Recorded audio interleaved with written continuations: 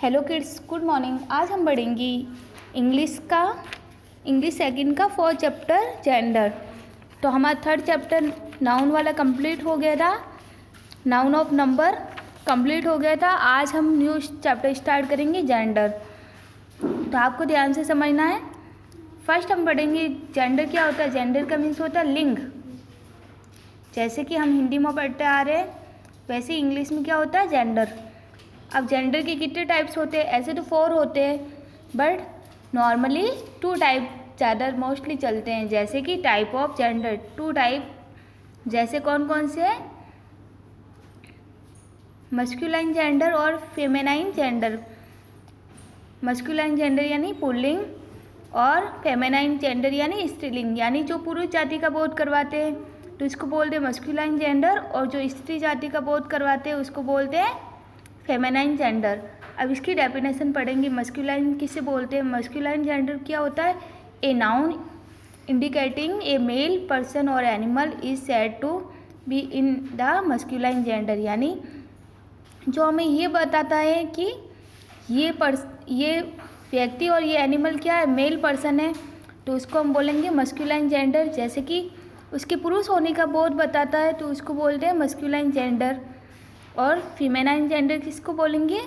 Feminine gender a noun indicating a female person और animal is said to be in the feminine gender, यानी जो उसके कोई भी व्यक्ति या जानवर के स्त्री होने का बोध करवाता है, हमें वो बताता है कि ये स्त्री है, तो वो फेमेनाइन जेंडर कहलाता है। यानी पुरुष जाति का बोध करवाता वो मस्कुलाइन जेंडर कहलाता है, स्त्री जाति का बोध करवाता वो फेमेनाइन जेंडर कहलाता है। जैसे 3rd है न्यूट्रल जेंडर। न्यूट्रल जेंडर क्या होता है? इसको हम हिंदी में बोलते हैं नपुंसकलिंग, और इसकी डेफिनेशन क्या होती है?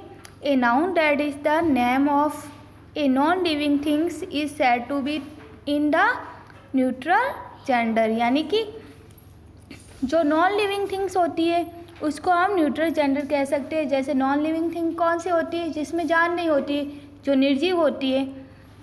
निर्जीव कौन कौन सी चीज़ें होती है? जो मानव द्वारा निर्मित होती है।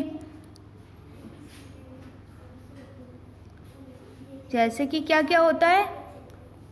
एग्जाम्पल कार, केक, रॉक यानी क्या होता है? चट्टान, फायर यानी आग। ये फायर में भी जान कहाँ होती है? नहीं होती है ना।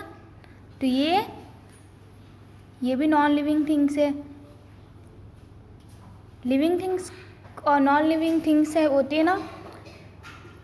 तो ये नॉन लिविंग में जिसके अंदर जान नहीं होती है उसको नॉन लिविंग थिंग्स बोलते हैं।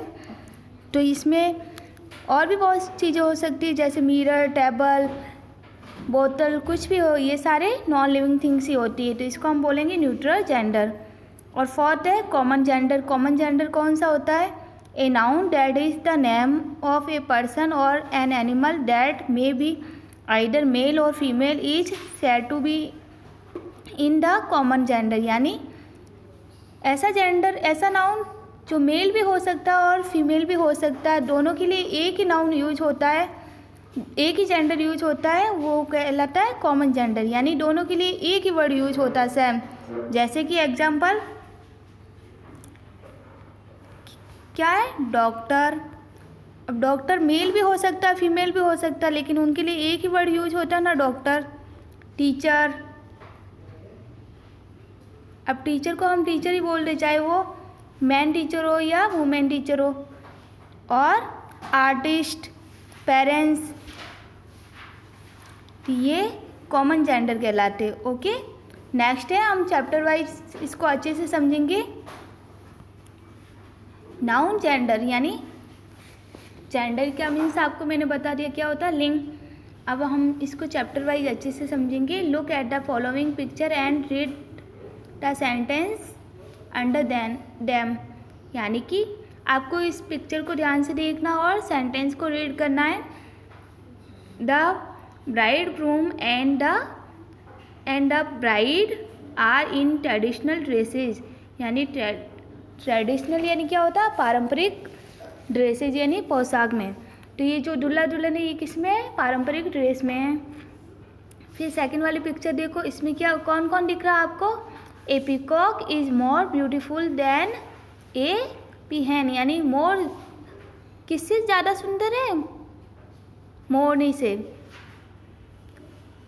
फिर थर्ड वाला में the girl and the boy are playing together, यानी जो लड़का और लड़की है वो दोनों एक साथ में खेल रहे हैं। और फिर है the king and the queen are in the court, यानी जो राजा और रानी कहाँ हैं? राज दरबार में। तो इसमें आपको देखना है ये क्या बताता है। In the above mention sentence bride groom, peacock, boy और king are the word use for male person और एनिमल, यानी जो इसमें से ऊपर देखना है आपको, जो ये ब्राइड ग्रूम, पीकॉक, बॉय और किंग किसके लिए यूज हुआ है? मेल पर्सन को बताने के लिए, मेल पर्सन या एनिमल को बताने के लिए यूज हुआ है। और they are said to be in the masculine gender, इसको हम क्या कह सकते हैं? Masculine gender.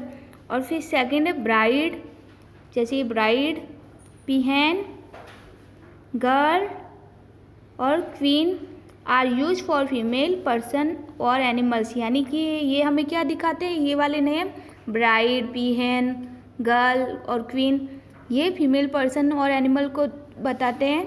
They are said to be in the feminine gender, इसको हम फेमेनाइन जेंडर बोल सकते हैं क्योंकि ये स्त्री जाति का बोध करवा रहे हैं। तो इसको और अच्छे से इसकी डेफिनेशन समझते हैं। A noun indicating a male person और animal is said to be in the masculine gender, यानी जो पुरुष जाति का बोध करवाते हैं, जैसे कोई भी एनिमल या व्यक्ति का, तो इसको क्या बोलेंगे? Masculine gender. और a noun indicating a female person और animal is said to be in the feminine gender, यानी जो स्त्री जाति का बोध करवाते हैं, जैसे कोई भी एनिमल या पर्सन का नाम स्त्री जाति का बोध करवाता है, तो उसको हम क्या बोल सकते हैं? Feminine gender. जैसे here are some more masculine and feminine nouns of person, यानी यहाँ जो पर्सन के नेम दिए हुए हैं वो मस्कुलाइन एंड फेमेनाइन है। तो हम देखेंगे ये क्या है? एम्परर, एम्परर यानी क्या होता है? सम्राट। और एम्परेस यानी महारानी या कुछ भी बोल सकते हो। तो ये मेल पर्सन को बता रहा है और ये फीमेल पर्सन को बता रहा है। जैसे ये मस्कुलाइन यानी क्या होता है? पुल्लिंग, और फेमेनाइन यानी स्त्रीलिंग। तो ये दोनों एक दूसरे के अपोजिट है। जैसे मैन, मैन का क्या होगा? वुमेन, मैन यानी आदमी, वुमेन यानी औरत। और हेडमास्टर, हेडमास्टर यानी स्कूल का संचालक जो स्कूल को चलाता है। और फेमेनाइन यानी इसका फेमेनाइन क्या होगा? हेडमास्टर का हेड मिस्ट्रेस, हेड मिस्ट्रेस यानी स्कूल संचालिका। और अंकल का क्या होगा? Feminine aunt. फिर है here are some masculine and feminine nouns for male और फीमेल एनिमल्स, यानी इसमें तो हमने अभी पर्सन के मेल और फीमेल देखे थे कौन से जेंडर होते हैं। अब इसमें देखेंगे एनिमल्स के कौन से जेंडर होते हैं, मस्कुलाइन और फेमेनाइन।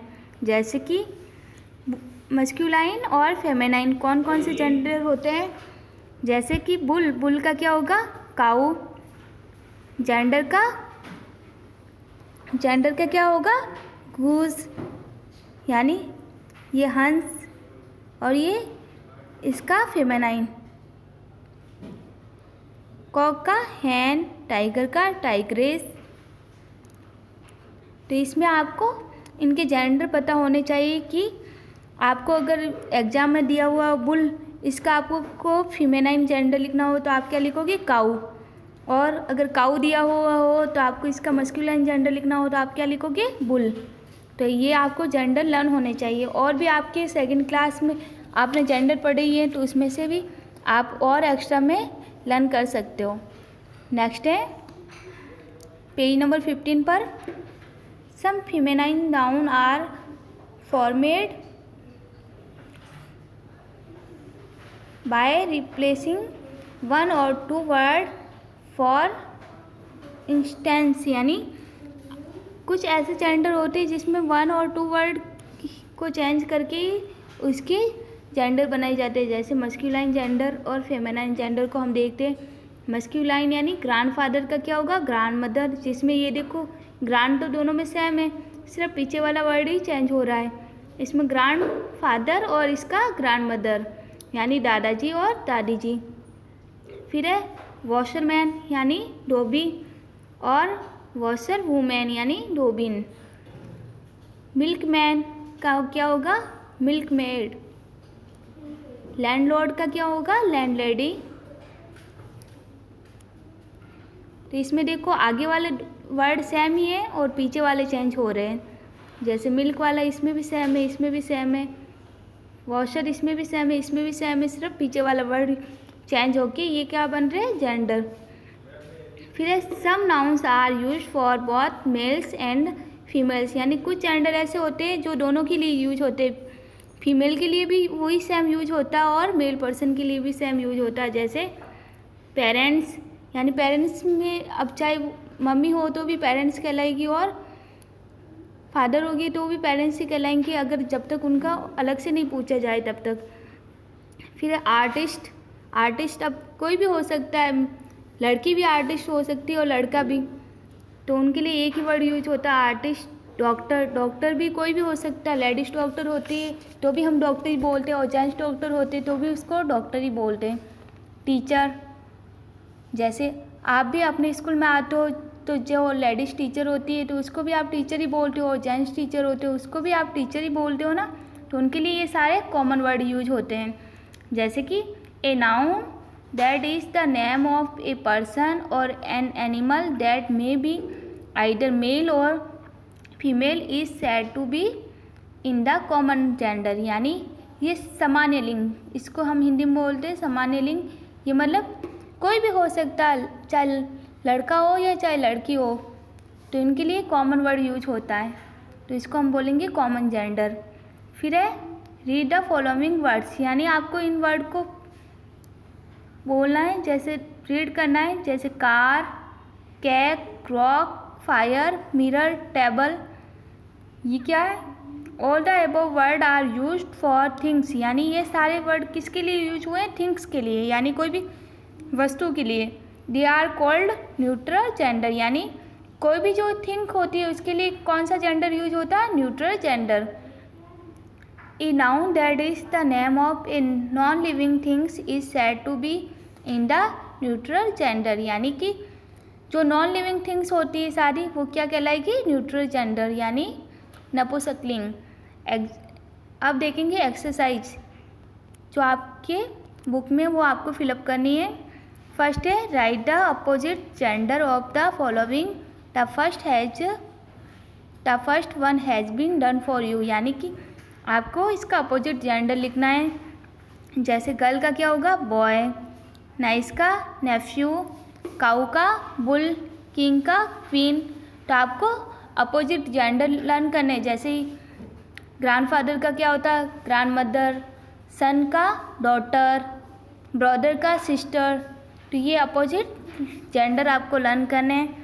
फिर है rewrite the following sentence by changing the gender of nouns given in colour, the first one has been done for you as an example, यानी कि यहाँ फर्स्ट में आपको जो जेंडर दिया हुआ है उसका अपोजिट जेंडर चेंज करके आपको लिखना है। जैसे the boy has no sister, तो बॉय का जेंडर क्या चेंज होगा, गर्ल, तो यहाँ लिखेंगे द गर्ल हैज़ नो। अब सिस्टर का अपोजिट जेंडर क्या होता है, ब्रदर, तो यहाँ ब्रदर लिखना है। फिर है second, the man played the part of the hero, तो द मैन का क्या जेंडर चेंज होगा, वुमेन। तो आपको सिर्फ ये जो रेड वाले दिए हुए हैं इसके जेंडर चेंज करने हैं और बाकी सेंटेंस पूरा एज इट इज़ लिखना है। जैसे कि द का द लिखा, फिर मैन का क्या हो जाएगा जेंडर चेंज, मैन का क्या होगा, women played the part of the, अब यहाँ हीरो लिखा है तो हीरो का जेंडर क्या होगा, हीरोइन, तो ये आपको लिखना है। फिर है the poet met the poor girl in the street, यानी कि जो कवि वो किससे मिला, एक गरीब लड़की से मिला गली में। तो इसमें देखो यहाँ रेड कलर से जो आपको दिया हुआ इसका जेंडर चेंज करना, बाकी वाला सेंटेंस एज इट इज़ लिखना है। जैसे द का द लिखा, पोइट का क्या होगा, पोइट्रेस। मेट द पुअर, अब यहाँ गर्ल का क्या होगा, gender change, boy is the street, यानी कि आपको जेंडर चेंज करके लिखना है। ओके, तो आपको समझ में आ गया ना। तो ये आपका होमवर्क है जो आपको अपनी नोटबुक में अच्छे से समझ के करना है। और ये जहाँ तक मैंने आपको चैप्टर करवाए आपके फर्स्ट टेस्ट में आएंगे, तो आपको इसको अच्छे से लर्न करना है और समझना है और जेंडर लर्न करना है। ओके, ये आपका होमवर्क है जो आपको अपनी नोटबुक में अच्छे से समझ के करना है।